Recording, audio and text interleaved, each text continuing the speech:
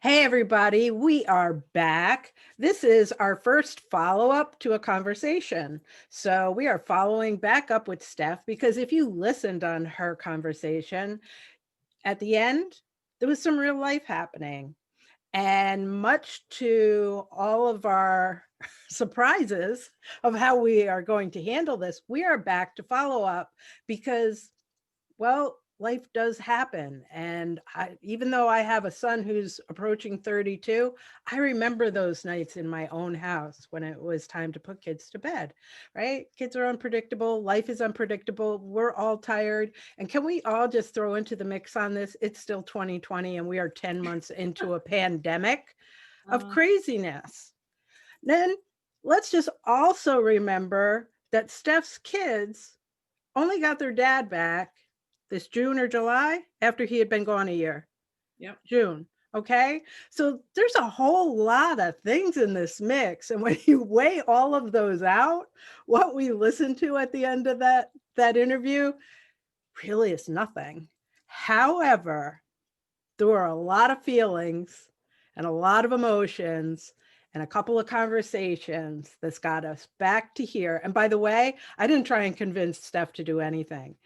I let her lead this because those are not my kids, that is not my family, and it is not my business. Right. Right. But I can tell you that for me, for her to decide to come back and follow up and talk about this and leave that other conversation out there without editing, I am so damn proud of you. Thanks. How you feeling? Uh, I'm feeling better. I'm feeling way better. Oh, Um, I'd like to also just put out there, it's been a week oh yeah, since we did that conversation. Now yeah. back. Like I think it was a week ago yesterday, last night, and yes, to everything that you just said. Definitely feeling better today. I think through my personal development journey of being aware of what makes me happy, what makes me sad, what makes me angry, and how I react to those things in my outward life, it has really made me start to reflect on the things that are the closest to me and the people that are closest to me. And obviously, that's my husband and my children and our core family. And it has been a struggle. I mean, for everybody. And going from the pandemic and the shutdown back in March and not knowing what was going to happen. And at that point, I think we talked about this last time. My husband was still deployed overseas. And so it was just me home with two kids. And the only person we saw very minimally was my mom. And otherwise, it was us 100%. There was no human contact outside of this. And that's the way that it's really been since March. And then my husband came home in June. And that was when things started opening back up and life got a little bit back to normal, but not really because now we're homeschooling and I'm still working from home and he's working, but our life really is still stuck in this isolation. And that causes a lot of tension. I love my children, but they're children. I love my husband, but we're human. Like things happen. And that night, at first, my first gut instinct was to, when Dawn shut down the conversation, was to crank open my door and be like, what are you all thinking? And like get so angry. But before I opened the door, I gained my composure and opened up the door and I said, do you all realize that I was just on a very important meeting that was being recorded? And they all looked at me like, oh, we thought you were on a work meeting. Like, you know what I mean? There was a lot of these excuses. I'm like, well, that's better. Like, what if I was working with a client? Like, what would that, I mean, there was this realization of what were the expectations? Like, what did you guys think I was doing? I was in my office, I was closed. And at first that felt very like I had anger and I was very frustrated. And then when I calmed down and I realized, okay, this isn't any different than any other power struggle that we've had with my daughter. She's 4. She has these big emotions starting to emerge. And over the last couple of weeks, my husband and I have had numerous conversations of how we react to her and what works and what doesn't work and why she responds the way that she does and why she slams doors and why she screams and why we yell and all the things. And that's something that we're working on. And though we're working on it, we're not perfect. And we're never perfect. And it's the times that we're not perfect that I have actually learned about myself that I beat myself up. And I start to say, well, if I still do this, then I'm not that great and I'm not making the progress I want to see. And but I forget about all the times that I was patient and talked kindly to them and I didn't scream and I didn't lose my temper. And all Because those times I we forget about it. right, we focus on the low points and we Mhm. forget to celebrate the high points, right? When's the last time you put them to bed and it wasn't so bad and you walked back out into the other part of the house and went, "Yay, we did it Yeah. tonight." Right? Do you ever do that? We're still working on getting back to that point at that No, time. but It's been a couple days. but we may like let out a sigh and go, "Well, that wasn't so bad tonight." But there's Right. nowhere near the emotion wrapped around that Right. night that there is on the nights where it's bigger than everything. And yes, by the way, the doors slamming you heard in there was a little 4-year-old girl slamming doors, just so there's no confusion about who was slamming Oh, doors. yes. She and that's the thing is like I think about the personality that she has and the fierceness and the ability to stand up for herself, right or wrong. And I think like I wish that I had that. Sometimes as an adult, I wish that I had the ability to stand up for myself and say no and be like fierce. But somewhere along the way in life, like that's not respectful. That's not, you know what I mean? And yes, it's not respectful. There is a way to do things respectfully, but it's molding that versus extinguishing it. Correct. Right. Yeah. Right. We were talking about this on the phone the next morning. I was saying I can remember going through stuff like this with my son where where I actually had the conversations with him and it doesn't matter what age he was, they listen and Mhm. they understand the parts they're capable of of understanding at any given time in their development. The most important thing was that my son was sitting there watching me not just tell him no, right? I was treating him, that is a form of respect. We're treating them like little humans. And I would like, he went through this anger issue. And I was like, as an adult, your your firmness, your ability to know what's good for you and what's not good for you is going to be such big pluses and people are going to rally around that and applaud that and think that those are wonderful traits. As a child out of control and not knowing how to manage your anger and how it comes out at other people right now Mhm. is a problem, so we have to learn how to manage that. And that just goes for all the behaviors because 4 years old, her brain development is where, right? I mean, they say now that our brain is not fully developed until we're in our mid 20s. Right. So, I mean, she's got 20 more years to go. Just a couple. And I think about that, but it also makes me reflect back on like my personal development of how can I expect something of her that I'm not even willing to do? How can I expect her to keep her emotions in check and to not yell at me and to talk respectfully when if I'm really honest with myself, maybe I'm not doing that to her all the time. Maybe I'm not doing that to other people. Like, and it makes me realize, like, how can I expect something of somebody else that I'm not willing to do myself? And really, that came from like really the personal development and the growth that I've had to. I mean, I had to. It was sink or swim this past year. I had to go through that. Of, if I'm not willing um to show love, or to do better, or to try my best for whatever reason, how can I expect somebody else to? Like, and it's having that respect and that boundary of, why would somebody else trust me, or why would somebody else even want me to do something for them if I can't even do it for myself?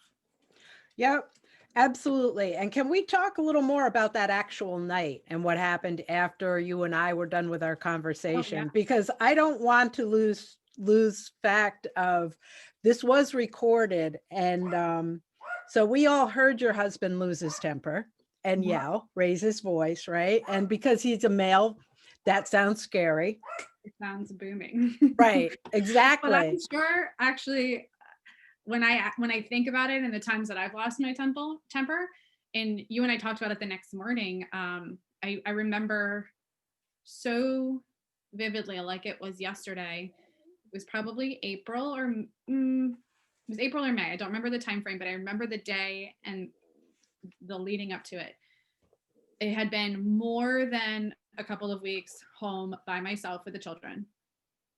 I wasn't going out for groceries, literally put zero point 0.0 miles on my car, like didn't go anywhere, didn't leave the house, kind of barely went outside, but it was right around the time that they were saying, like, don't even go outside, you stay inside. It was a whole thing. And me and the kids were going cabin fever, like we were going bonkers. And it was just me and the two of them for so long. And they were getting on each other's nerves. They were both getting on my nerves. I'm sure I was getting on their nerves, but they couldn't really tell me, Mom, you're getting on my nerves, because they're children. And it was right before rest time, and I lost it. Like, if I was a bottle of water, like I was like spewing out of every. It was bad, and I lost it, and I screamed. And I was like, go to your room. I don't want to see you until you have changed your behavior. Come back. Like and I was not proud of that moment, because they both looked at me. They were on the other side of the stairway, and they both looked at me like I had 17 heads, and like, who is this monster in my house? And I was not proud of it. And But they walked away, and I walked back, and I was like, I'm so, like, I actually had to bring myself to say I'm sorry to them, because I didn't want them to look at me that way. But it was that's valid. right. Like, it was scary to experience that, and like I felt it. And like the But anger. But how much worse would you have felt if somebody could have played a recording and you could have heard it? Right. Because that's what happened to your husband. Right. Steph asked me if I could send her the recording, and I sent her because when Zoom records this, I have it set up so it records the video, it records our audio separately, and then it does audio of our whole conversation. So I grabbed the recording of the audio and I sent it to her, and you played it for your husband. I did. Yeah. So back to your original question of what happened. So I calmly went out, and I said, didn't yell, didn't lose my temper. I said, do you guys all realize that I was just on a meeting that was recorded, and it's going to be out there for people to watch over and over again? And they all looked at me like, what are you talking about?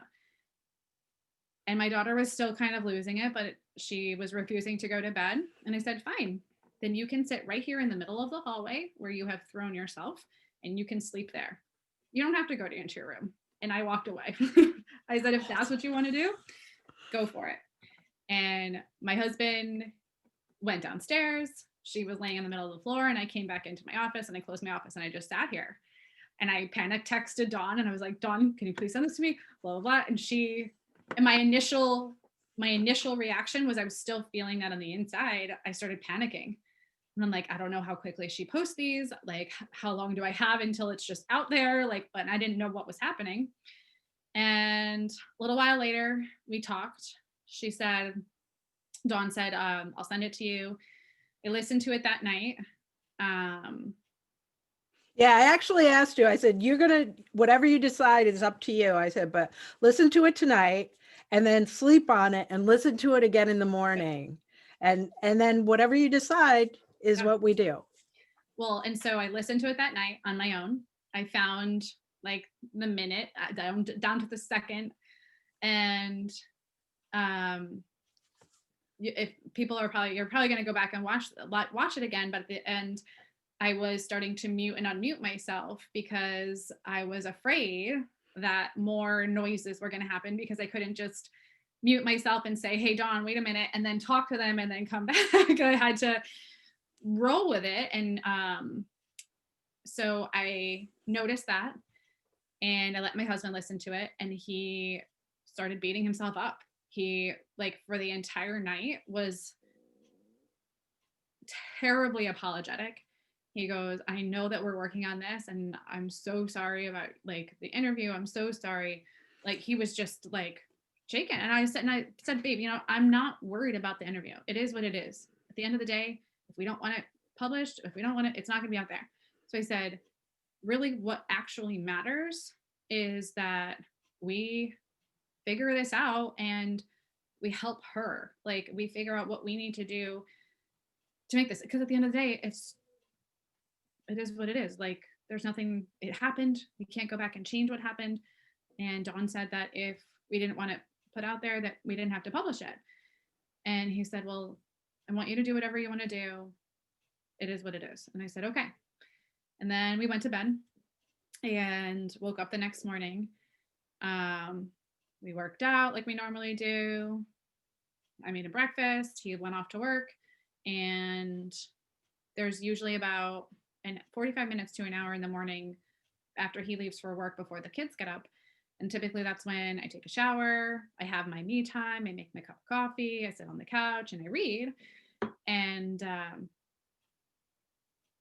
in the middle of my reading, I put the book down and I pulled out my phone and I listened to the recording again. And while I'm listening to it, I had this like thought, oh, I really don't want Dawn to put this out there. Like, I mean, at the end of the day, what is going to hurt? And then the kids woke up and they came down like they normally do, and they snuggled up with me on the couch. And I was finishing reading and they were finishing reading. And I said,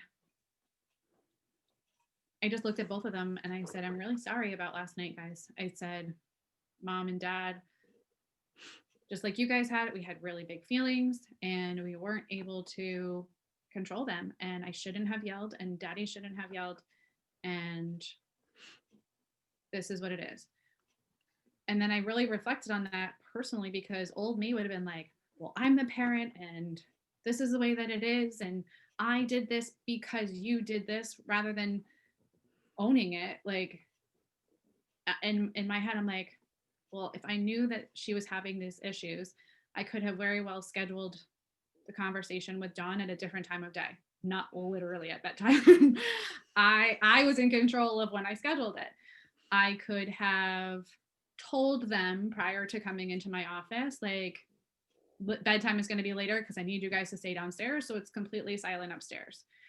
I could have, like, I had to own all of the reasons why this happened and not just blame it on my daughter's bad behavior, because I can't control her. Like, I can't control another person and make them act the way that I want to. I have to lead them and teach them, especially my children, to do that. So I looked at them and I apologized. And I said, what can we do to have a better bedtime so that mom's meetings don't get interrupted, so that you guys are happy going to bed? Because it makes me feel really sad when the last thing, the way that we end our day, is anger and yelling and screaming and not being happy. Because if we have a great day and that's how we end our day, then that's when we go to sleep and that's how we remember our day. Like, we have to have good times at bedtime. We need to sing songs and read books, and it's usually a really good time. And during that, I had this like, oh my gosh, like maybe this is a part, like it was very therapeutic for me, almost like self therapy of maybe this is the next thing that I really need to focus on, because why do I react to them the way that I do? Why do we have that? And it just goes back to like taking things personally. Like when they do it, I was taking it personally, and my initial response was anger versus just letting it be the way that it is and having a conversation about it. I would outburst or get angry. And so that's what actually sparked me. I texted Dawn. I said, I have an idea. If you have a minute to chat. And her and my conversation that morning just kind of led to, this could be really good, because just in talking with her and going through those feelings and kind of owning the situation and saying, you know what, this happened because I scheduled this meeting at this time, and I lost my temper, my husband lost his temper, I didn't tell them like different things. I was more in control of the outcome. And that to me was so important for me to make that acknowledgement, to kind of move through the next part of what I'm really been working on in my, I guess you can call it personal development journey and growing as a person. Because really the last area that I know that I'm still struggling is my children and my patience with my children, and taking things that they say personally. And it was it was kind of the it was kind of the last thing that happened that made me really realize, like, maybe I'm not where I want to be. Maybe like I'm still learning, I'm still trying. But it made me really sit and think, like, why can I keep my composure in every other situation in my life, but I can't keep my composure with my kids? And somebody actually asked me, they're like, I talked to a military wife group. And I just want to point out that I love this. Like you went and you sought out your resources, Yeah. right? And so many of us don't. Like even our most trusted sources, we don't want to reveal the worst part of ourselves, or how, what we feel are the worst part of ourselves, right? And you did, but you didn't hold it all in. You went to your sources, you went to your people and Yeah. asked the questions. So go ahead. Sorry. No, yeah. Well, and over the last couple of times that I've talked with the military wife group that I'm in, it has been about like, what's your biggest failure and how did you react and what did you learn from it? And a couple of weeks ago, I said, like, when I continue to like lose my crap with my kids, like, why do I keep losing my shit? I can't figure it out. And like in the moment, like I know I don't want to be yelling, but I just can't help it. Like I'm just angry. Like why can I not do that? And one of them actually said, um, it's funny that you say that, because what are your expectations of being a mom? And I said, well, what do you mean? She goes, well, what are your expectations of being a mom? So she's like, I'm curious. And I said, to be a good mom, like I have to teach them and guide them and make sure that they grow up to be like decent human beings. Because at the end of the day, if they don't, it's my fault. And she goes, that's a lot of pressure. I said, yep. Like that, I mean, isn't that what you signed up for when you become a parent? Like it's a lot of pressure, I and can, you're I, responsible for that. right. I can remember one time when my son was like 2.5, and I lived in New Hampshire. My mother lived in New York. and we were having a day, and I locked myself in the bathroom with my phone, and I called my mother, and I'm telling her everything that's happening. And she laughed, and I was like, why are you laughing? She goes, because you're taking this whole parenting thing really seriously. And that was my response to her. I was like, well, isn't that my job? Is Right. that what I'm supposed to be doing? Right. Well, and she goes, you do realize that your children are different people than you. And I said, yeah, like they grew in my body. I know. I birthed them both. And she, like, I didn't know where she was going with it. I wasn't following her. And she goes, so if they're different people than you and they're going to grow up to be different people than you, then they're going to act differently than you. And I said, you know what? You're right. Like, she goes, and if there are different people, and we've already talked about, like, you can't control other people, you can't control your children. And I said, I guess you're right. Like, I can't control them. I can't make them follow the rules 100% of the time, because do I follow the rules 100% of the time? Probably not. No. So, but let's capture that bit, because now there's going to be people saying, so we're not disciplining our children then? We just let them do whatever they want because they're different than us and that we can't expect them to do things. So what is that the approach? No. So I said to her, I said, what am I said, I don't even remember how I exactly said it, but basically it boiled down to, well, then how am I supposed to approach them to know that I'm doing the right thing and I'm going to teach them correctly and they're going to grow up to be decent, respectful, contributing members of society? Like, how do I know that? And she goes, well, how do you talk to other people when you have expectations of them? Like, she knows, like, in my office, like, I am one of the lead advisors, so I have a team of representative and advisors that I lead. And she goes, when you have expectations of them, what do you do? I said, I tell them about it. And she goes, well, what if they don't do exactly what you want them to do? Like, I just remind them. She goes, well, then why can't, like, taking that over, why can't we have the same demeanor with our children, just reminding them and having conversations? And I said, well, I feel like I remind them 47 times. Like, at what point do I say I pulled a plug and now there's consequences? She goes, yeah, but why? Like, the consequences have to be meaningful for them. Like, They have to they can't count. just be consequences just to throw out consequences. Like, if somebody's doing a terrible job at their job, you don't, like, not feed them lunch or, like, put them to bed early. Like, you know what I mean? And I'm trying to think of an Yeah, analogy, but no, but go sit down and think about what you've done. right, Like, as adults, if anybody told us to do right, that, we'd be like, oh, thank God, I could use a 15-minute break. right. Oh, I'll take a timeout. But, like, they don't understand. Like, they have attention spans that aren't developed. They can't actually sit there and think about what we want them to think for the time that we need them to, for us to calm down.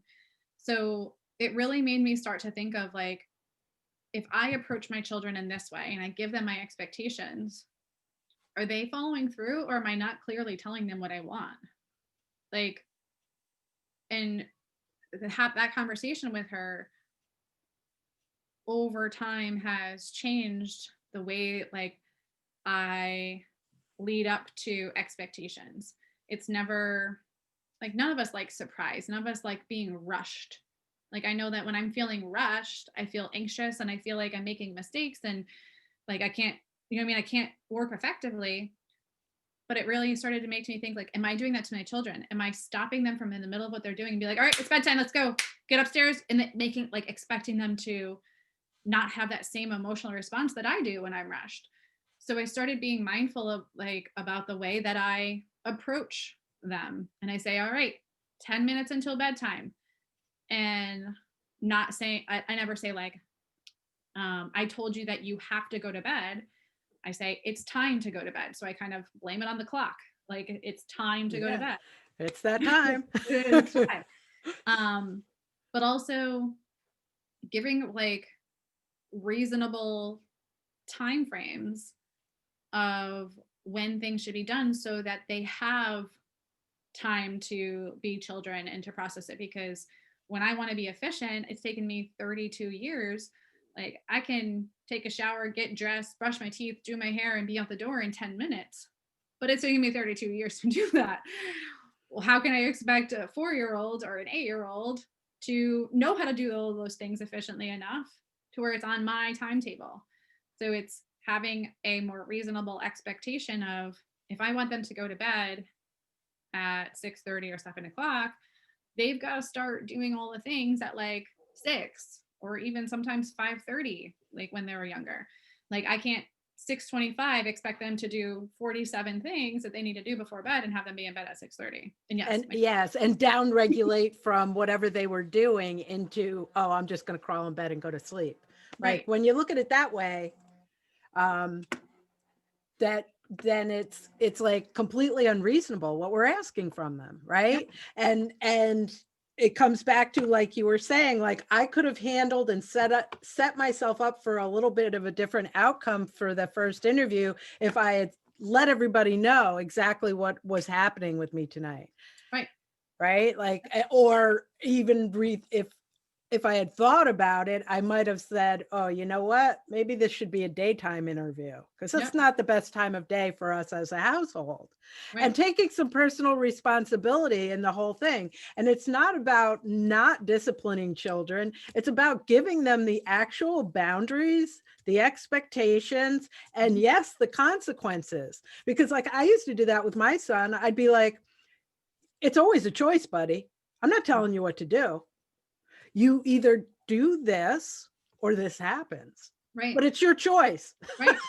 And that's exactly what I've been trying to do with them. And over time, it's never just like a light switch. It can't be like, because change is hard and as an adult, and especially as a child, because if a child is used to a routine or used to a way of doing things, they're going to continue to expect that because they don't know otherwise.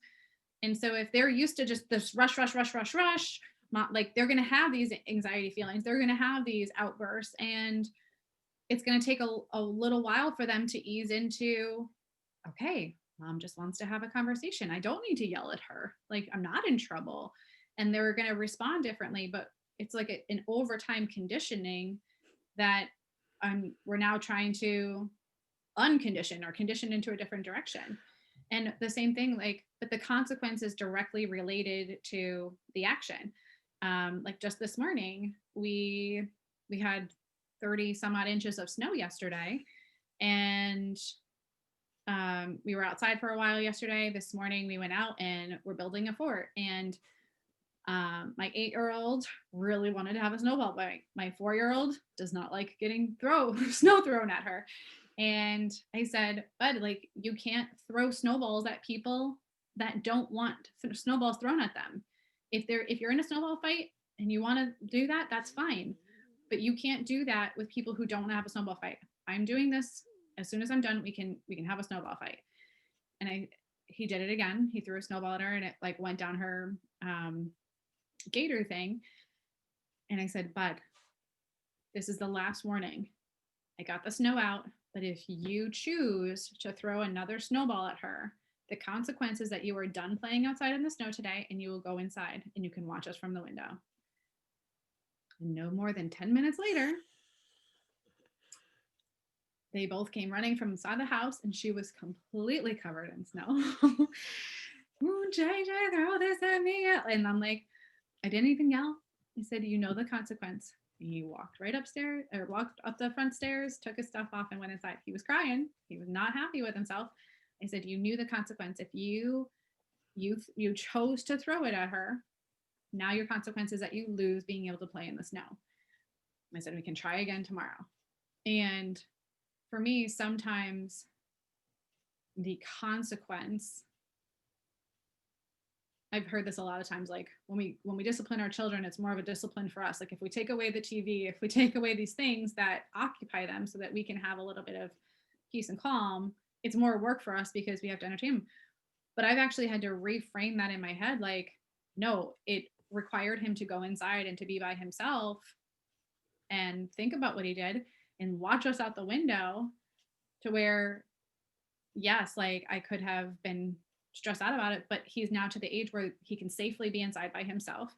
And it was inconvenient, but I followed through so that hopefully tomorrow when we go back outside, that behavior is minimized. We'll go with minimized. Not Right. And because you didn't just throw him in there and say, now think about what you've done, right. right? He did have to go in there, and I guarantee he thought about what he had done. Mhm. Right. Yeah. So the right, what we wanted to happen did happen. And when we give them consequences and they make the choice that we have to follow, to do whatever it is that we have to follow through with that consequence, Mhm. then it's not about, they fully understand that they made that choice. Right. So in a way, what we're doing is we're giving them empowering tools. Like, you need to regulate your own behavior, buddy, right? Because it's not, I can't follow you around when you're 30 going, oh no, we've had enough to drink tonight. Make Right. a different choice. And that's the thing, is like allowing them to make the choice versus me saying, you must stop throwing your food at your Correct. sister, or you must go to bed quietly without interrupting mom's meeting. You must sit down and eat your food without interruption, without getting up off the table. Like, those are just a handful of the behaviors that we struggle with literally daily. But I've started saying, okay, if you choose to get up from the table again, or you choose to be playing with your food, then you are done eating until our next meal. And there will be no snacking. You're not going to go into the refrigerator. You can get up from the table if you choose, then take your stuff, put it on the counter, and go find something else to do. Like, there's no go to your room. Like, I'm trying not to, no, there's no go to your room. There's no, like, there's a direct consequence. It's immediate. And then you can try again the next time. But it took me going through all of my personal stuff for me to realize that I was expecting too much of them too soon. Like, I was expecting them to act like mini adults when they're not adults. Like, Right. I was Right. expecting Giving orders and right. expecting results is way different than parenting to Yeah. get those results. Parenting is actual work. Right. And it's hard. It's Yes, hard it because is, the ma'am. consequences take more work, because I'll be the first step. My kids turn into crazy lunatics. Like, their brains are like giggly goggly mush when they've had too much stimulation from electronics. So I can tell if they've had too much stimulation from electronics, whether it be a movie or a video game or the iPad or whatever, their brain, they can't comprehend, they can't hear me, it feels like. And I know, and I have to prepare myself that, like, if we choose to watch a movie today, I have to be super patient later, because I know that dinner and bed are going to be harder. But it was my choice to let them watch a movie, because I very well could have just had them play or do something differently, but I chose to let them watch a movie. And I know that this is the result of watching a movie. So how can I punish them for the behavior that I know is going to happen because of something that I chose to let them do? Like, how can I can make those choices? All done. But I'm not okay with the consequences. Like, but I expect them to be okay with, like, the consequences of their choice. Like, you know what I mean? There's got to be some sort of self-reflection there. And that's really yes. what And I think I've learned the most is I can't control other people. As like, I literally can't control anybody. I can't control you. I can't control my clients. I can't control my husband. I can't control my family. I can't control my friends. yep. Everybody is going to do the things. And for so long, I thought, well, if I just say this one thing, or if I just do this one thing, or if I remind that, it's just going to get better. But I can't control other people. oh, I Correct. We only have control over ourselves. And I right. think as moms that we take that whole like before we realize that the only people we have control over is ourselves. As moms, we try to fix all the things in the house so Mhm, that the perfection can prevail. And mhm, what I mean by that is if the house is clean and organized and everybody's laundry is done and the dinners are done and I'm doing all these things right, why isn't my husband happy? Why aren't we having conversations that are lovely? How come my kids are still giving me a hard time when I'm putting them to bed? Or why aren't they eating the lovely food that I made them, that I made from scratch? I didn't go get takeout. What is wrong with the children? It's right. like, right? It's It's more unfair, than just, unfortunately. you can't just make a backdrop of perfection and Mhm, expect that all the things are going to fall into place. It doesn't work that way. And some of the best family units have very chaotic households mhm, where the toys aren't put away and right, we're always chasing the laundry or whatever. That is not a failure. If your right. kids are happy and you can put them to bed and like you have conversations, that's the winning stuff, Yeah, right? All that other stuff is just stuff. right. And as women, as moms, if we can get away from thinking that there's something wrong with what haven't I done that my children aren't doing what they're supposed to? And What's wrong with our relationship? Oh, if I had only taken better care of the house, my husband would pay more attention to me. These are right, stupid things that somehow are in our brains as women that is what we have control over. right. And it's totally not true. It's scary because sometimes we let our thoughts get away from us and we're creating these scenarios that aren't even true. Like people are allowed to have bad moods. Like if I wake up on the wrong side of the bed or my husband wakes up on the wrong side of the bed, how can we expect the children to be perfect? Like they're going to have days where they're grumpy. What we have to just teach them, like, if you're not feeling well right now or you're in a bad mood, that's fine, but you're not going to take it out on me. Go play in your room by yourself, read a book by yourself until you're ready to join us and be nice. Because think about if like adults did that. If we taught every single child how to do that when they were growing up, all of the children that are now adults, they would go be by themselves when they're in bad moods. They wouldn't go to Facebook. They wouldn't go to taking it on other people. They would be by themselves and read a book or do something quietly until they were in a better mood and could talk to people rationally. But that, you know what I mean? We're not, that's not that's not what we see as adults. So how can we expect the children to do Right. the same thing? And if we want to see Right. that change, we have to start showing them that because And they, it's and that it's okay to to say I need some time alone. yeah, because I said to, in the reflection with my husband that night, I said, I'm like, we get angry at them for getting angry at us. Like, we're yelling at them because they're yelling at us.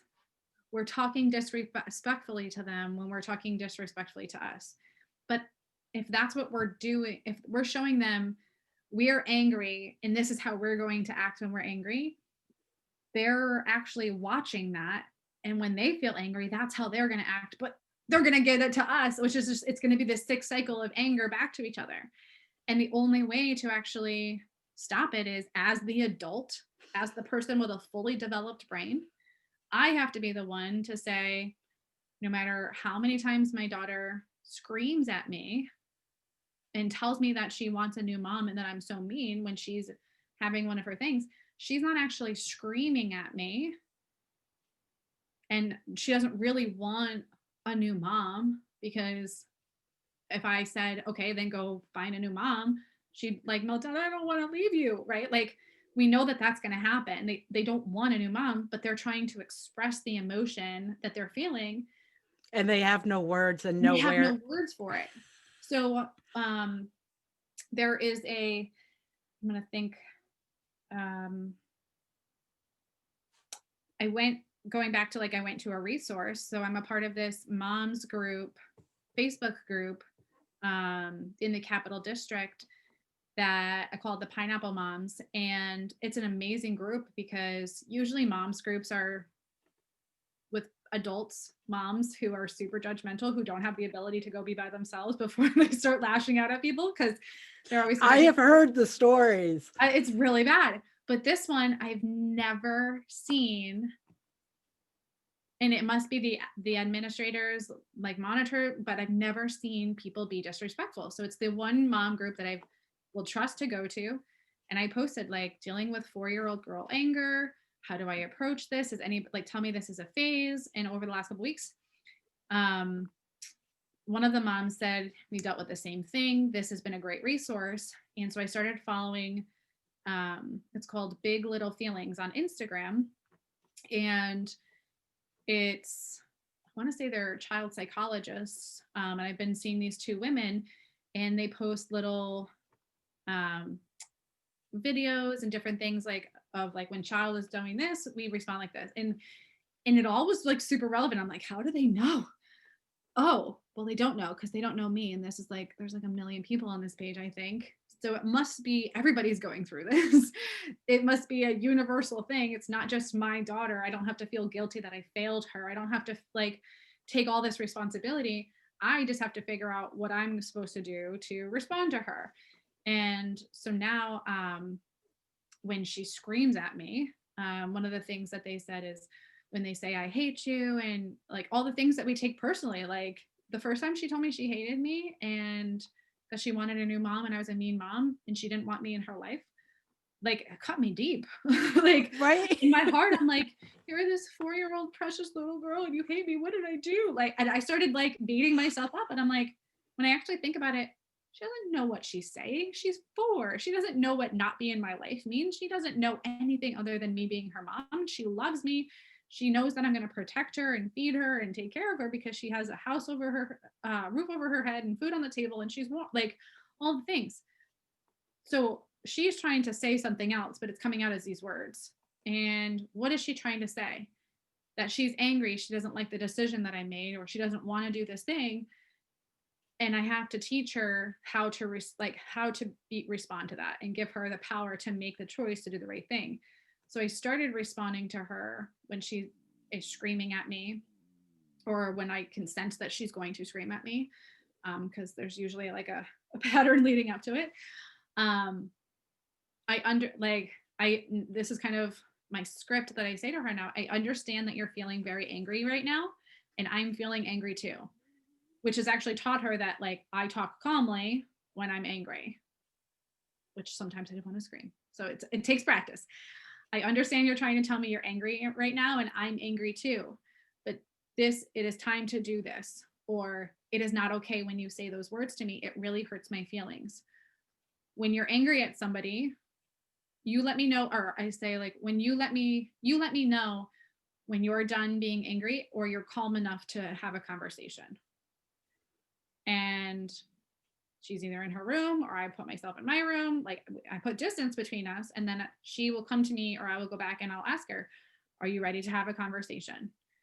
And it's not extinguished. Like the behavior is definitely still there, but we're seeing progress because rather than the battle lasting an hour and a half, like it has in the past of, I told you to go sit down, you're not sitting down, I don't want to, like all of these power struggles that we were in.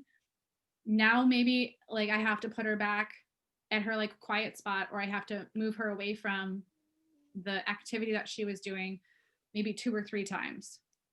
And then the other day it was just one time I removed her from the table because she was not treating her, I don't know, her markers or something. She was pounding them and breaking them. And I'm like, if you're not going to take care of the things that we spend money on, you're not going to be able to play with them. Maybe you can try again tomorrow. I don't want to. I'm going to keep doing it. And I had to remove her. And she only came back one time. And I said, you're going to go sit down, because when we're angry, we don't break our things. And when you're ready to use your things nicely again, you may come back and try one more time. But I said, if after that you do it again, then they're going away and you can try again tomorrow. And by actually following through with that, yeah, it was inconvenient because now I had to think of something else for her to do because she ultimately did it again. I had to put them away. And my hour-long activity for homeschool was done in 5 minutes. And I'm like, what am I going to do for this other 55 minutes? Um, but it really made me start to think like, I have to set those expectations and those boundaries, but it's the follow through. And it's that security of the boundary that she knows now she doesn't do it as often. When it's time to go to bed, it's like, I don't have to fight with her. We have a conversation. I realize you don't want to go to bed right now, but it's time to go to bed. Would you like to have your Elsa blanket or your bubble blanket? Like giving her a choice. Correct. Right. Giving her control, giving her choices in a scenario where she has no control, because the end result is you're going to bed, but you do have some choices along the way. Right. And we can simplify this really easily. This whole thing, it's, if you want the dance to change, you've got to change the steps. Yeah. Right? If you continue to do the same dance and dance the same steps, how do you expect to be at a different, how do you expect the dance to change? You can't. You have to change the steps. And the little people need the big people to interrupt those steps so that change can happen. Right. And kind of coming back full circle, it is more empowering and more rewarding to have those conversations and to see that kind of interaction with my daughter and my husband and my daughter and myself and my children together, like individually, when they're starting to use those words and tools and because they're making the choice. Like I can't control them.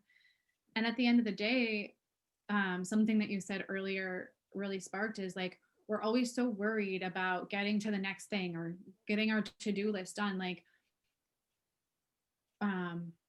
my 75 hard program that we talked about last time really taught me that there are certain things that need to be done every day.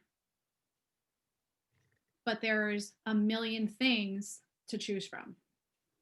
And I had to consciously choose, like in the program, they were chosen for me. But now that I'm done with the program, using that same thing, I have to consciously choose the things that are important to me and the things that are going to make me happy and my children happy and my husband happy, so that we can live, we don't have to live in anxiety and stress and like trying to get these things done. So I will tell you, like, we've been making huge progress in the communication with the kids, but there's 2 baskets of laundry that are overflowing in the hallway right now that have not gotten done.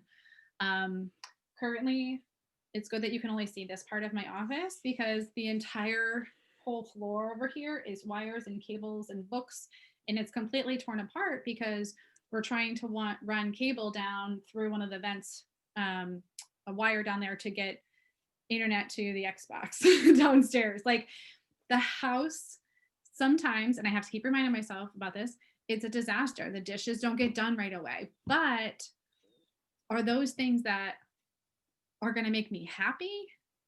Or are those things that I just feel like have to be done because there's this like eye in the sky watching me that's going to tell everybody else that my house is a complete disaster. Right. Because and if I go out into the world, nobody knows. Disaster. Nobody knows. But now it's the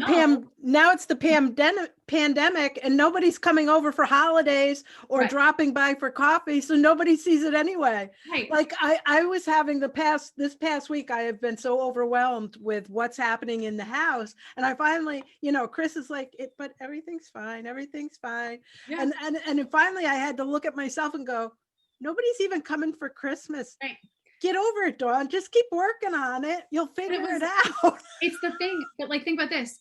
You go out into the world, which is basically like, you go into the world, that is like people, that's what people see, is the you that leaves your house in your car or whatever and goes onto the world. Whatever you bring with you is what people see.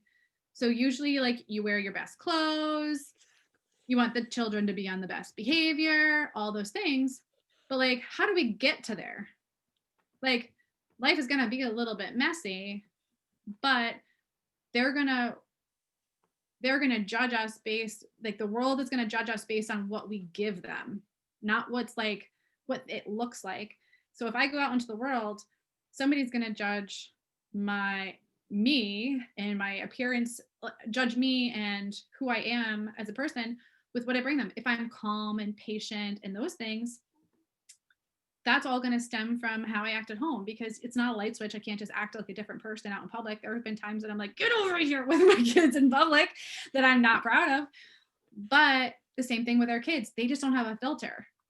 So if my kids act a certain way and I'm teaching them and empowering them to make choices, when we go to other people's houses, they're going to have less tantrums. They're going to have less power struggles at when we do go to somebody else's for dinner or when we do these things.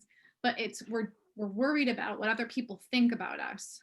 We're worried about like, and I was so worried about, oh my gosh, I'm embarrassed for myself. I'm embarrassed for my husband. I'm embarrassed for my daughter. Like, I don't want people to like think that we're like terrible human beings and that we're like, this is how it is. Because it's not how it is. It was like literally a 5-minute thing, because then after that 5 minutes, that's it. Like right now, my kids are in quiet time. They're actually doing a phenomenal job because I Right, gave them because the expectation. and you're the only adult in the house, are you not, right now? Right now, I am the only adult in the house. Yes. Uh-huh. Yeah. So for prospective people, and we've been on this recording for well over an hour. Yeah. So it's a brand new day. Brand new day. But that was the expectation. I told them, I said, we're going to go outside. We're going to get all of our energy out. We're going to come inside. We're going to eat lunch. Mom is going to get ready. And then I've got a meeting and I'm going to do some work.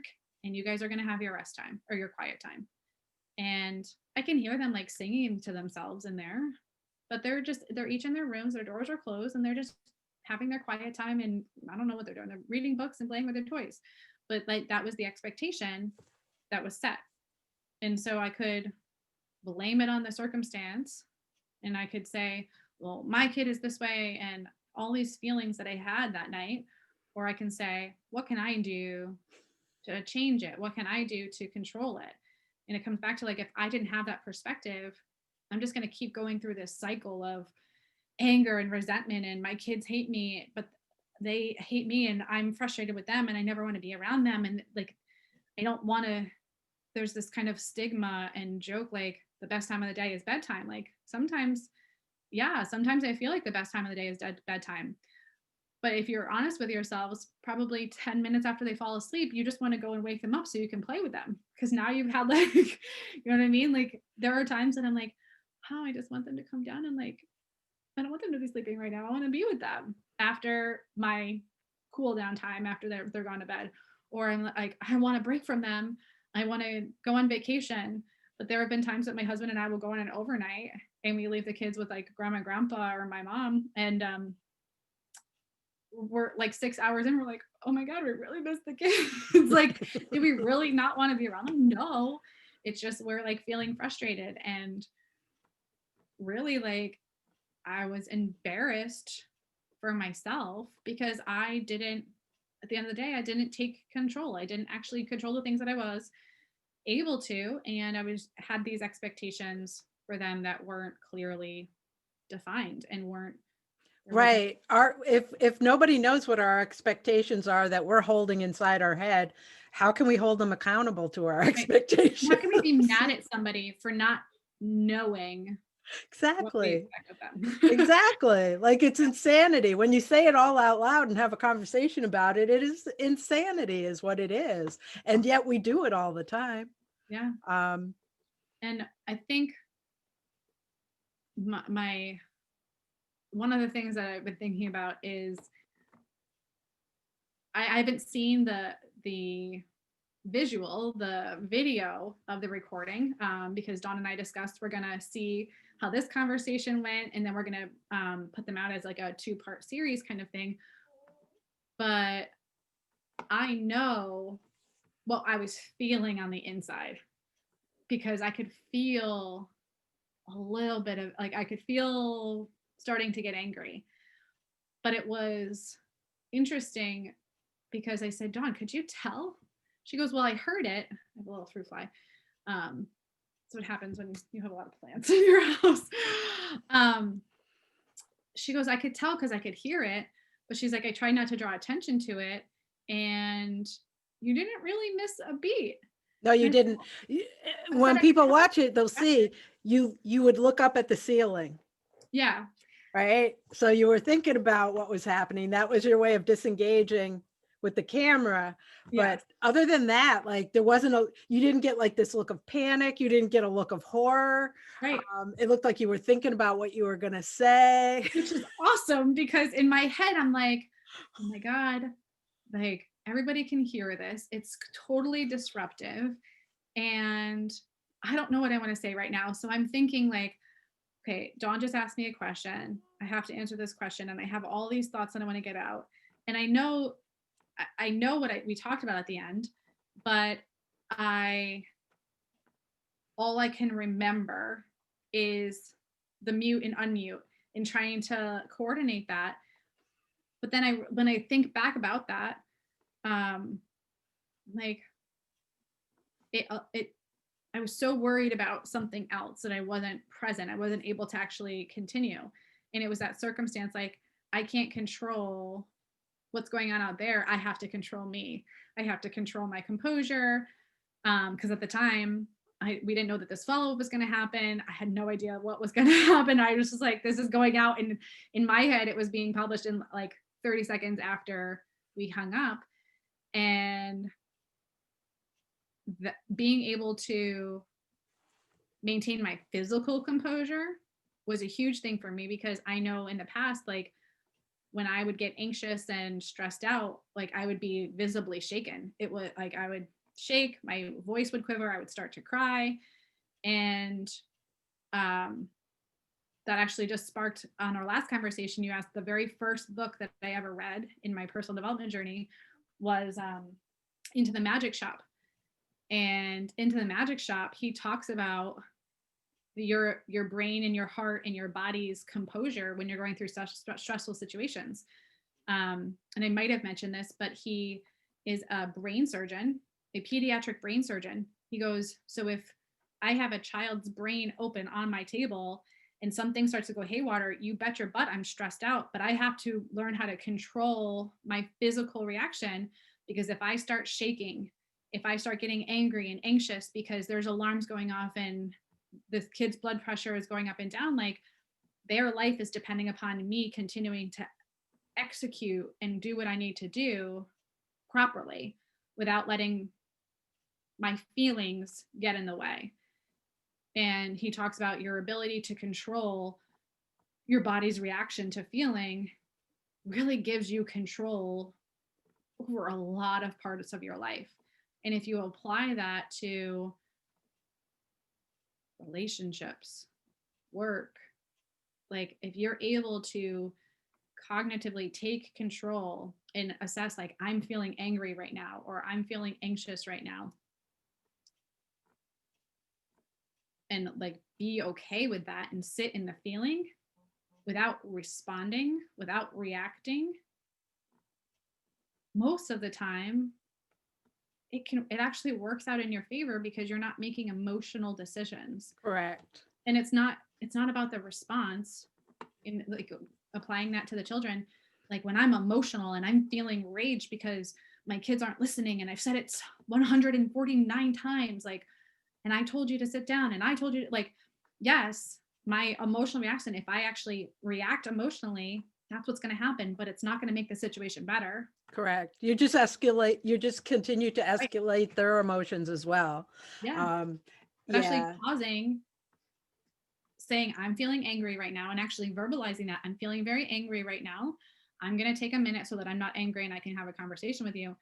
It's giving them the tools to like respond appropriately when they feel angry and when they feel sad or whatever, so that they will hopefully grow up to be respectful, decent, contributing members of society. when Chris and I first started seeing each other, he thought at first I was joking when I would say stuff like this. And don't get me wrong, I lose my shit. But there, most times I'll be like, oh, I'm so angry. Like, this is literally how I do this. I am Mhm. so angry about this right now. I am so freaking angry about this. Okay, I'm over it. And he used to think that it was a joke. I'm like, no, I'm actually just choosing not to let this take over my entire being right now, because why? It's not a life or death situation. No, it's not ideal, but why do I want to give it any more control over me and how the rest of my day is going to go? Because I Yeah. can't change it. Yeah. So Can't change. I'm just Yeah. verbally acknowledging that I'm pretty pissed off about this right now, but yeah, I'm done. Yeah. But it's like we say that, and I say old me, new me. Old me would have thought that that was like impossible. Like Right. I literally did not think it was possible because I couldn't control myself and I couldn't control my reaction. And I hadn't gone through all of this work and growth and like really acknowledging the truth about like how I was feeling. I was like, oh no, it's okay. I'll just get over it. No, like it's okay to be angry about something. It's okay to be sad. It's okay to be, but acknowledge that you're feeling that way, put it into perspective, and then deal with it as needed. Like if it's something that needs action, Correct. take that action. If it's something that you can't control and you're not going to change, move on. If it's something that you Exactly. can fix and it's a mistake that you made, own up to it. Correct. Say, I made a mistake and fix it and actually make a conscious effort to fix it, saying, not trying to blame somebody else. Like, Correct. because if you actually do that, it gives you more power and control. And it actually makes you a little bit happier because you're not trying to control everything. Correct. It's a lot Or less pressure. right. Or hide the mistake, or, create some Right. facade around, you know what? I'm just fully fucked that up. I'm really Yeah. sorry. And you also have to be okay with them not being okay with it. Yeah. Right, because you have no control over what that other person's reaction is going to be. Like, you can't, you just have. And I got to tell you, people, there is such freedom in it. There really is. And more often than not, when you own your shit, even if you fucked something up royally for somebody, when you come to them and you just tell them, more often than not, they go, this is not ideal, but thank you. Yep. Right, because it takes a lot more to try and figure out something's not right when you're not coming clean. The other person's, they know it, right, but they don't have the information to work with, and they keep coming to you and saying, is everything okay? Like a work situation, how's it going? Are you handling it? Yep, I'm handling it, it'll be fine. When 2 weeks of that, and then we get to the point where we know it's not fine. Whereas why not just in that first 24 hours go, oh, I don't think I have a handle on this and I don't know how to get a handle on it. Yeah. Well, that's not ideal, but now what do we do? Right. Now you have somebody else working on it with you. Right. And it's so true because if you actually have, if you're a good person and you're consciously trying and making an effort to do good by people, not like a half-ass effort of like, oh yeah, when it's convenient, but if you truly have other people's best interests at heart, your children's, your spouses, yourself, your families, your friends, your clients, whoever it is, and you make a mistake, one, that makes you human, but you have to own that mistake and learn from it, because a mistake is only bad if you don't learn from it and you're going to make it again. Like, Right. mistakes happen. And like sometimes I'll make a I'll make a mistake with one of my teammates and my schedule. I'm like, oh my gosh, I'm so sorry. I didn't put in my calendar the right way. Can we do, like, rather than trying to come up with some excuse, but then I have to remember the excuse, Correct. remember the lie to cover the thing. And it makes it so stressful Right. versus just being like, nope, I did it. And then not making the same mistake again. Like, my lead advisor gave me a huge compliment that I will never forget, because it was really one of the first times that I felt like I was making progress. He said it actually to the whole team. He said, as like a teaching point, he said, Stephanie is a person of a lot of questions. And I do. I ask a lot of questions. I like I like questions. Said Stefanie asks a lot of questions, and sometimes I didn't know how to handle that at first. Um, but when she asks a question, she internalizes it and she never makes the same mistake twice. And she said, and he said, he was explaining, he's like, Stefanie has made all the same mistakes that you're all making. She didn't follow up with somebody when she needed to. She forgot to fill out a form the right way. She, like all these little things that we think like, oh my gosh, I have to figure out an excuse for, like I did something wrong. But she has always come to me and said, what do I need to do? And then she fixed it and she didn't make that same mistake again. And for me, like, I'm grateful for that because that was like a survival instinct. Like I didn't want to be embarrassed. I wanted to make other people happy, but I've actually been able to teach that. So I'm applying that to my kids and how I feel like it's okay to make a mistake. It's okay to lose your temper as long as you acknowledge that you did and not blame it on other people. Like I said, and I said to my husband, I was like, it's okay that we lose our crap sometimes because like it's going to happen. We're human and it's stressful and frustrating that we're all home. But getting angry at them and not owning it isn't going to teach them how to do it so it happens less. You actually have to like try. Like that's Yeah. you have to just try. Yeah. And it truly what in my mind was a continuation of that personal development because for me, I just said it recently, like I know how to communicate with my husband now. I know how to communicate with my clients, and I'm always working on both of those things. I know how to communicate with my team. I know how to do all of those things. But how do I communicate with my kids? Like And that's always going to change because they're growing and developing. So what worked last month doesn't necessarily work. And maybe that, I mean, just in you saying that, maybe that's why it's so hard. Right? Like, because it's never going to be the same. Because they're It's the never going to be done. It's always going to be different. and maybe that's why it's so difficult. And maybe that's why I'm having such a hard, like literally having a revelation right now, because I feel like I have the tools necessary and I feel like I'm doing the things, but then they change. They're the only people in my life that I'm responsible for that aren't adults, that don't have the ability to do it themselves. Right. The tools already necessary. And that is truly, I mean, why it's so frustrating is because I'm like, how come they can't just remember? Well, they're kids. Like they're changing, their brains are growing. They don't like my daughter probably doesn't have the ability to remember 5-step instructions. Maybe she can only remember 2 steps or 3 steps, but she loses her shit on the 4th step or the 5th step. And then that's when I lose my shit because she hasn't done what I wanted her to do. And now we're fighting and now she's screaming and slamming doors. And now my husband's losing his crap and everybody's yelling. And, but really it was, did I have the proper expectations for the situation? I don't know. I think my brain just got exploded. Well, that sounds like a good place to end then. Yes, I think so.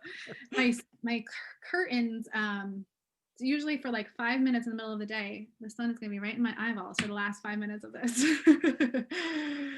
So I really thank you again. I'm super proud of you for like being open to not just getting rid of like, yeah, we're not doing that, Dawn. Not only did you decide we're going to do it, but you decided we would have the follow-up conversation. And I really think there's so many people out there that are going to feel better about themselves in their own situations because damn it, we're not alone. We are alone in our houses, but we are not alone. And everybody is going through something. Yeah. Right. And we all have our days and we all have our moments. And if nothing else, if we could just remember that nobody's winning. Yeah. And just we're all trying and we're all in it. And just, you know, on the days that you are having a better day, maybe you could afford to give somebody else a little grace in their chaos. Yeah, that's so true. And on a final thought for me, this call has been longer than the last one, but I haven't heard my children at all. No, I know you say you can hear them. I can't hear them on my end, which means the people can't hear them. Yeah. So that. Yeah. Yeah. I can hear them, but it's like all nice noises. It's not screaming. And at this point, I think I'm gonna end it because I don't want to jinx it and I don't want them to start Absolutely. whispering. And whether they remember me or not, just tell them that Dawn was really appreciative of they how good they were and how much they let mommy have this conversation. I And appreciate if that. I had ice cream to send them, I would send them ice cream. They would appreciate that. We had Stewart's ice cream last night, but they will remember you. If I gave them Okay. the context of meeting at the bakery that day, they will definitely remember you. Okay. Well, have a really great rest of your day. Thank you so much. Um, and I will be talking to you, everybody. I hope you got more than one little tidbit, and I hope you leave this conversation, hope you leave these two conversations feeling a little more human in your own human soup of chaos, because we're all in it. Mhm. They just look a little bit different. Exactly. Exactly. Take care. All right. Bye, Dawn. Bye. Bye. Thank you.